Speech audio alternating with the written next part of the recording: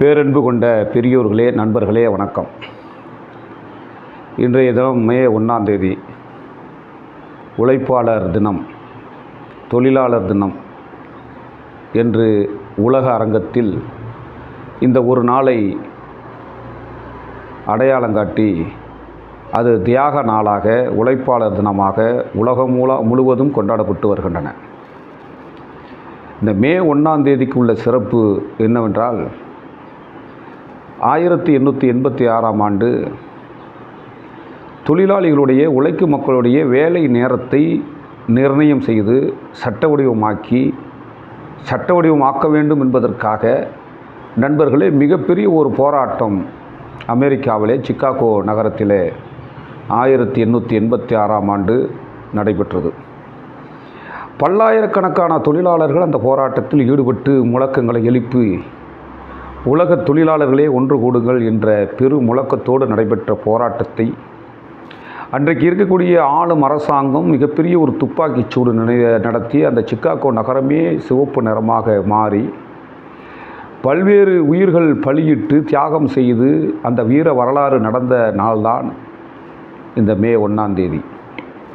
இந்த மே 1ஆம் தேதியில் அப்படி என்ன நடந்தது என்று சொன்னால், ஒரு நாளைக்கு 24 மணி நேரம். பழைய காலத்திலலாம் பார்த்திங்கன்னா 24 மணி நேரத்தில் ஒரு தொழிலாளிக்கிட்டே எத்தனை மணி நேரம் அவர் வேலைக்கு வச்சுக்கணும், வேலை வாங்கணும் அப்படிங்கிற கணக்கெல்லாம் கிடையாது. 20 மணி நேரம், 24 மணி நேரம், முழு நேரம், 15 மணி நேரம், 18 மணி நேரம் என்று ஆலைகளிலே, வயல்காடுகளில், பண்ணைகளில் போட்டு தொழிலாளிகளை, உழைக்கும் மக்களை பிழிந்து எடுத்து அவர்களுடைய இரத்தத்தை உறிஞ்சிய கொடுமை இந்த நாட்டில் நடந்திருக்கிறது. அப்படி இருக்கக்கூடிய நிலைமையிலே வேலை நேரம் எவ்வளவு, 24 மணி நேரத்தில் 8 8 3 8 பிரித்தாங்க. ஒரு 8 உழைக்கும் நேரம், இன்னொரு 8 சொந்த வேலையை பார்க்கும் நேரம், இன்னொரு 8 ஓய்வு நேரம் என்று அந்த 24 மணி நேரத்தை 3ஆக பிரித்து உலக அரங்கிற்கு பறைசாற்றிய ஒரு நாள்தான் இந்த மே 1ஆம் தேதி. அதை தான் எனக்கு உலகம் முழுவதும் தொழிலாளர்கள், உழைக்கும் மக்கள், உழைப்பு செய்யக்கூடியவர்கள் இன்றைக்கு மே தினம் என்று போற்றுகிறார்கள். இன்றைக்கு உழைப்பு நீங்கள் பார்க்கலாம். இன்றைக்கு வானளாவிய கட்டிடங்கள், இயந்திர கருவிகள், ராக்கெட்டுகள், விஞ்ஞான கருவிகள், இன்றைக்கு உலகம் இன்றைக்கு எந்த அளவிற்கு மிகச் சிறப்பாக இருந்து கொண்டிருக்கிறது என்பதை இதற்கெல்லாம் காரணம் யார் என்று சொன்னால் உழைக்கும் மக்கள் தான் காரணம். ஒரு காலகட்டத்திலே உழைக்கும் மக்களுக்கு மரியாதை இல்லை. அவருடைய இரத்தத்தை உரிந்து குடித்தார்கள். அவர்களுக்கு என்ன சாப்பாடு கொடுக்கப்பட்டதுன்னா சம்பளம்லாம் கொடுக்குற நிலையெல்லாம் கிடையாது. ஆரம்பத்தில் பார்த்திங்கன்னா அவர்களுக்கு சாப்பாடு போடுறது, சாப்பாடும் தரமான சாப்பாடு கிடையாது. உதாரணத்துக்கு சொல்லணும்னா, எகிப்து நாட்டில் வரலாறில் குறிப்பிடப்பட்டிருக்கிற ஒரு வரலாற்று செய்தியை சொல்லுகிறேன். எகிப்து நாட்டில் நீங்கள் மம்மி திரைப்படம்னு ஒரு படம் வந்திருக்கும். அதை பேய் படம் அப்படின்னு சொல்லிட்டு பிரம்மாண்டமான அளவில் எடுத்திருப்பார்கள். அந்த படத்தில் பார்த்திங்கன்னா பிரமிடுகள், எகிப்தினுடைய பிரமிடுகள் பாரோ மன்னர்களை புதைப்பதற்காக, அவர்களை புதைத்து அந்த இடத்துல கட்டப்பட்ட அந்த பிரமிடுகளை கட்டுவதற்காக தொழிலாளர்கள் பயன்படுத்தப்பட்டார்கள். அப்படி தொழிலாளர்களை பயன்படுத்தும் போது அவர்களுக்கு என்ன கூலி கொடுத்தார்கள் என்று சொன்னால், வெறும் கஞ்சி தான், அதுவும் உப்பில்லாத கஞ்சி. உலக அரங்கிலே அதற்கு போராடி அங்கே இருக்கிற தொழிலாளர்கள் போராடி, எங்களுக்கு கஞ்சி கொடுக்குறீங்க, ரைட்டு, கஞ்சியில் உப்பு கிடையாது, ஊறுகாய் கொடுங்கன்னு மிக பெரிய அளவிலே அங்கே இருக்கக்கூடிய தொழிலாளர்களெல்லாம் ஒன்று சேர்ந்து போராட்டம் நடத்திய வரலாறு உலக வரலாற்றில் உண்டு. அதுபோல் பார்த்தீர்கள் என்று சொன்னால், இன்றைக்கு சிறார் சட்டங்கள் வந்ததற்கு காரணம் தொழிலாளர்களுடைய நலம். மே தினம் 14 வயதுக்கு கீழே இருக்கக்கூடிய குழந்தைகளை வேலைக்கு அமர்த்தக்கூடாது என்கிற சட்ட சிந்தனை வந்தது.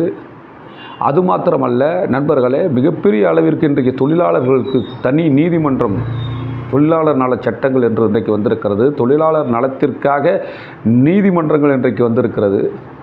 இப்படியெல்லாம் பார்த்தால் நாம் எவ்வளவு பாதைகளை, கடுமையான பாதைகளை கடந்து வந்திருக்கிறோம் என்பதை இந்த மே 1ஆம் தேதி நாம் நினைத்து பார்க்க வேண்டும். எவ்வளவு உழைப்பு! இந்த நாட்டிலே உழைக்கும் மக்களை ஏதோ கீழ் ஜாதிக்காரனாக, கேவலமானவனாக, அடிமையாக கருதிய இந்த நாடு, இந்த உலகம், இன்றைக்கு உழைக்கும் மக்களை இன்றைக்கு மேம்படுத்தி இன்றைக்கு உழைக்கும் மக்கள் இல்லை என்று சொன்னால் இப்படிப்பட்ட வளர்ச்சிகள் உலகத்தில் கிடையாது என்பதற்கு உதாரணமாக இன்றைக்கு பல்வேறு சட்டங்கள் இன்றைக்கு மாற்றம் அடைந்திருக்கிறது.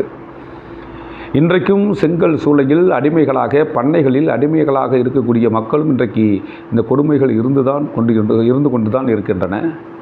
இப்படிப்பட்ட சூழ்நிலைகளில் நண்பர்களே, மிகப்பெரிய அளவிற்கு சமுதாயத்திலே ஒரு மாற்றம் ஏற்பட்டிருக்கிறது. இன்னும் சொல்லப்போனால் நீதிமன்றங்களில் கூட மாற்றம் ஏற்பட்டிருக்கிறது.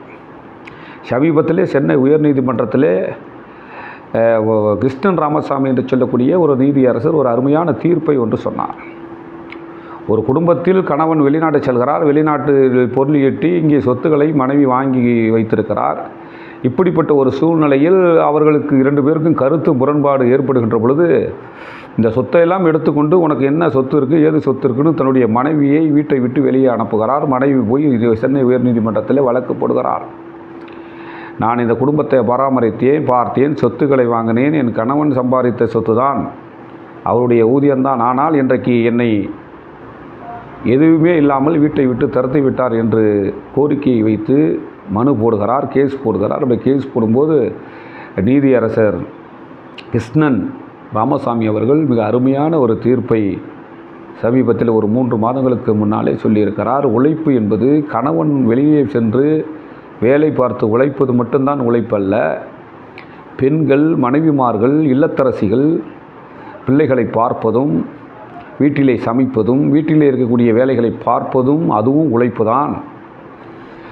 வெளியிலே சென்று எந்த வேலைப்பாடு, அது மூளை சம்பந்தப்பட்ட வேலையாக இருந்தாலும் சரி, உடல் உழைப்பு சம்பந்தப்பட்ட வேலையாக இருந்தாலும் சரி, அல்லது ஒரு மூட்டை தூக்குற வேலையாக இருந்தாலும் சரி, அல்லது கம்ப்யூட்டரிலே உட்கார்ந்து கொண்டு கணக்கு வழக்கு பார்க்கிற வேலையாக இருந்தாலும் சரி, அது எப்படி ஆண்களுக்கு உழைப்பு என்ற வரையறுக்குள் வருமோ அதுபோல் பெண்கள் காலையில் எழுந்து கணவனை பராமரிப்பதிலிருந்து, பிள்ளைகளை பராமரிக்கிறதிலிருந்து, உணவு சமைப்பதிலிருந்து, வீட்டை சுத்தமாக வைத்துக் கொள்வதிலிருந்து, இரவு எல்லார்களையும் சாப்பிட வைத்துவிட்டு உறங்குவதற்கு ஏற்பாடு செய்வதிலிருந்து கடைசி நிலையிலே உறங்குவது வரையிலும் ஒரு பெண்கள் குடும்பத்திலே வேலை பார்ப்பதும் வேலைதான். அது சட்டப்படியான வேலைதான். அதற்கும் மரியாதை உண்டு.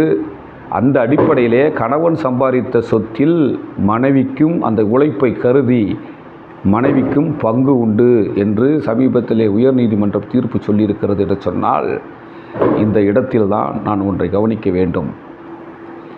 பண்ணைகளிலும், முதலாளிகள் தோட்டங்களிலும், செங்கல் சூளையிலும், தேயிலை தோட்டங்களிலும் மணிக்கணக்காக சாப்பாடு கொடுக்காமல் ஒரு உழைப்பாளியை அடிமையாக வைத்து வேலை வாங்கிய கொடுமையை, அந்த கொடுமையிலிருந்து விடுதலை ஆகுவதற்கு எவ்வளவு உயிர்கள் நாம் பலியாக்கப்பட்டிருக்கிறோம் என்பதை தயவு செய்து அருள் கூர்ந்து பொதுமக்கள், மாணவர்கள், இளைஞர்கள் எண்ணி பார்க்க வேண்டும்.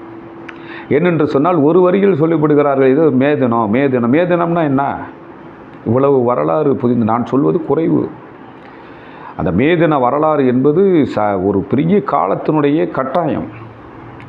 இன்னும் சொல்லப்போனால் இன்றைக்கு உழைப்பு என்று இருக்கிற மக்களுக்கு என்ன கிடைத்திருக்கிறது? இன்றைக்கு இருக்கிற நடைபெறுகிற ஆட்சி யாருக்கான ஆட்சி? இன்றைக்கு மோடியினுடைய அரசாங்கத்தினுடைய ஆட்சி அதானிக்கான ஆட்சியாக இருக்கிறது, அம்பானிக்கான ஒரு ஆட்சியாக இருக்கிறது, பணக்காரர்களுக்கான ஒரு ஆட்சியாக இருக்கிறது, ஜமீன்தார்களுக்கான ஒரு ஆட்சியாக இருக்கிறது, கோடீஸ்வரர்களுக்கான ஒரு ஆட்சியாக இருக்கிறதே தவிர உழைக்கும் மக்களுக்கு, ஏழை எளிய மக்களுக்கு ஆட்சியாக இந்த ஆட்சி இல்லை.